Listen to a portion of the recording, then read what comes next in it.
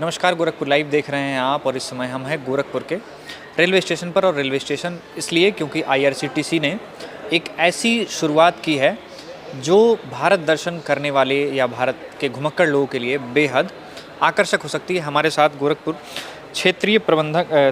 मुख्य क्षेत्रीय प्रबंधक अजीत कुमार सिन्हा जी हैं। सर, स्वागत है आपका। जी धन्यवाद। सर, आज जो ये प्रेस ब्रीफिंग हुई है किस संदर्भ में थी और उसके बारे में पहले विस्तार से बताइए, फिर हम लोग आगे बढ़ते हैं। जी एक्चुअली आईआरसीटीसी भारत दर्शन योजना के तहत पर्यटक ट्रेन चलाती रहती हैं। अभी हाल ही में आपने सुना होगा रामायण यात्रा सर्किट ट्रेन काफ़ी धूमधाम से पूरे भारत के विभिन्न हिस्सों में चली और उसी सीरीज के तहत ये एक स्वदेश दर्शन योजना है। स्वदेश दर्शन योजना का आशय ये है कि भारत के विभिन्न हिस्सों में जो तीर्थ स्थल हैं, रमणीक स्थल हैं, उनको हम एक यात्रा पैकेज के माध्यम से और मास टूरिज़्म को बेसिकली बढ़ावा देते हुए लो इनकम ग्रुप के लोगों को शामिल करते हुए ट्रेन के माध्यम से उस यात्रा का आयोजन करते हैं। तो जो अभी आज का प्रेस कॉन्फ्रेंस था वो इस उद्देश्य के साथ था कि स्वदेश दर्शन योजना के तहत आगामी महीने में दिनांक 15 तारीख से 22 तारीख तक, यानी कि 15 अक्टूबर से 22 अक्टूबर तक जो दशहरा और दीपावली के बीच का जो समय है, उसमें हम ज्योतिर्लिंग की दर्शन की योजना को लेकर आए हैं इस स्वदेश दर्शन पर्यटक ट्रेन के माध्यम से। और इसमें हम 4 ज्योतिर्लिंग का दर्शन कराने की योजना हमने बनाई है। इसमें पहला जो है पड़ाव उज्जैन का है। उज्जैन में महाकालेश्वर और ओंकारेश्वर ज्योतिर्लिंग के दर्शन होंगे और उसके बाद फिर गुजरात के लिए ट्रेन कूच करेगी, जहां सोमनाथ मंदिर के दर्शन होंगे और फिर नागेश्वर जो द्वारका के पास है। साथ में द्वारका में भी एक रात्रि विश्राम दिया जाएगा, जहां द्वारकाधीश मंदिर के दर्शन होंगे और वहां पे और भी कई सारे मंदिर हैं। और बेट द्वारका जो काफ़ी फेमस है, जो नदी के बीच में है बेसिकली, वहाँ भी जाने का लोगों को मौका मिलेगा। और एक हाल ही के दिनों में बीचेस वहाँ पे डेवलप की गई हैं, तो एक बीच भी वहाँ पे घुमाया जाएगा इस यात्रा के दौरान। और ये पूरी यात्रा जो है 824 लोग जो इस ट्रेन पे सवार होकर जा सकते हैं उनके लिए है।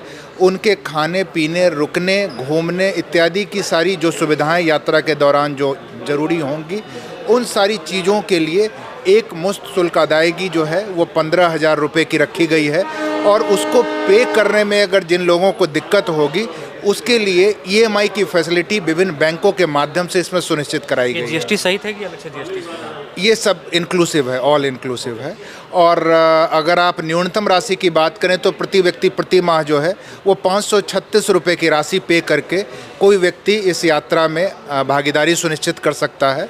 ईएमआई जी, ये ईएमआई बेसिस, ये 3 साल के लिए 36 महीनों के लिए।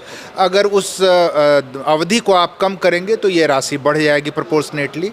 तो ये राशि इस हिसाब से रखी गई है कि जो लो इनकम ग्रुप के हमारे ग्रामीण किसान हैं और सीनियर वरिष्ठ जन हैं, शिक्षक लोग हैं और भी जो छोटे उद्यमी व्यवसायी हैं, हर उस व्यक्ति को जिनकी आकांक्षा है, जिनकी अभिलाषा है, बेसिकली आज पर्यटन जो है वो आपकी सामाजिक सांस्कृतिक अभिलाषा है, ज़रूरत भी है। तो उस दृष्टिकोण से लो कॉस्ट अफेयर इसको रखा गया है।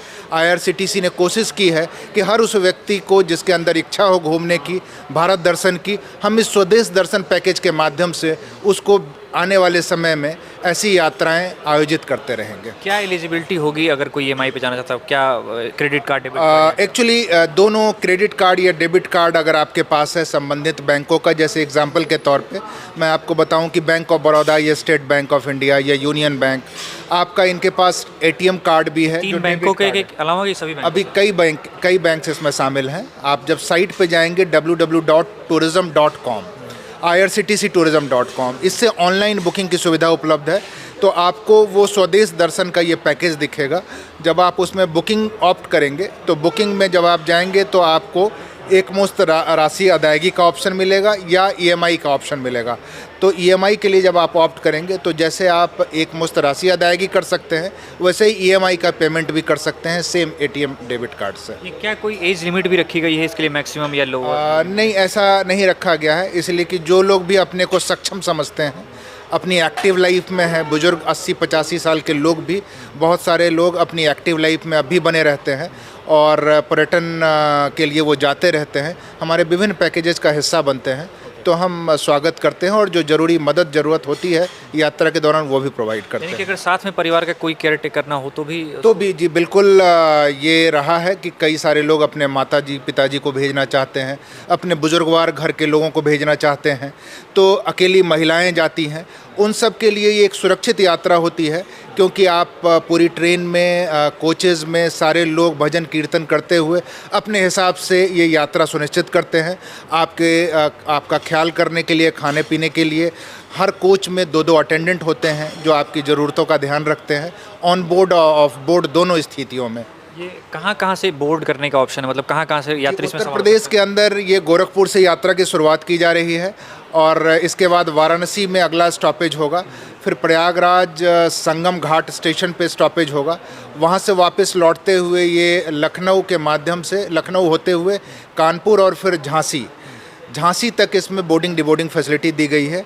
उसके आगे फिर यात्रा अपने नियोजित कार्यक्रम के हिसाब से आगे बढ़ेगी। क्या क्या, जैसे जो पहली बार यात्रा कर रहे होंगे वो ये जानना चाहते हैं कि इस पैकेज में क्या क्या शामिल है, अब क्या ट्रांसपोर्टेशन, एकोमोडेशन, फूड, क्या क्या है इस यात्रा में जब आप शामिल होते हैं तो एक बार जब आप बोर्ड करेंगे यहाँ गोरखपुर से, उसके बाद आपको अपनी तरफ से कोई आपका व्यक्तिगत खर्च हो अगर, तो ही आपको कुछ खर्च करने की ज़रूरत होगी। अदरवाइज़ आपके पूरी यात्रा में जो सवारी है आपकी ट्रेन के माध्यम से, बसों के माध्यम से, खाना पीना जो है, रुकने की सुविधा जो ऑफ बोर्ड उज्जैन और द्वारका में आपको मिलेगी, उन सारी चीज़ों का खर्चा एक ही शुल्क में ले लिया जाता है। किस तरह की जगहों पर रुकने की व्यवस्था होती है क्या? जी, इसमें बड़े धर्मशालाएँ होते हैं और जिसमें अच्छे तरीके से साफ़ सफाई रहते हैं और बढ़िया ढंग का खाना पीना, शुद्ध शाकाहारी भोजन केवल मिलता है। तो शाकाहारी भोजन के साथ बढ़िया ढंग से जो रुकने की व्यवस्था हो सकती है वो सारा ध्यान रखा जाता है। किसी भी एज ग्रुप के लिए प्राइस जो है वो सेम ही है?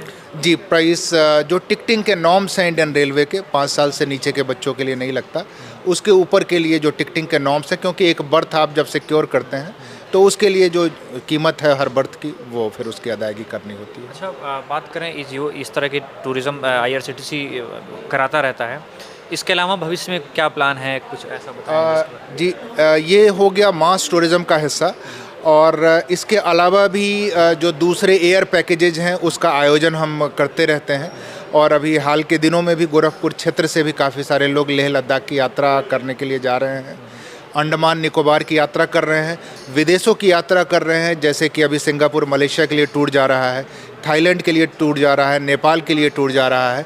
तो जो भी सैलानी है, इवन बाहर के सैलानी जो हमारे देश में आते हैं, उत्तर प्रदेश के क्षेत्र में आते हैं यात्रा करने के लिए, तो उनको भी हम फैसिलिटेट करते हैं और इस क्षेत्र में भी गोरखपुर में ख़ास तौर से ये पूरे पर्यटन के मानचित्र पे महत्वपूर्ण तरीके से उभर रहा है।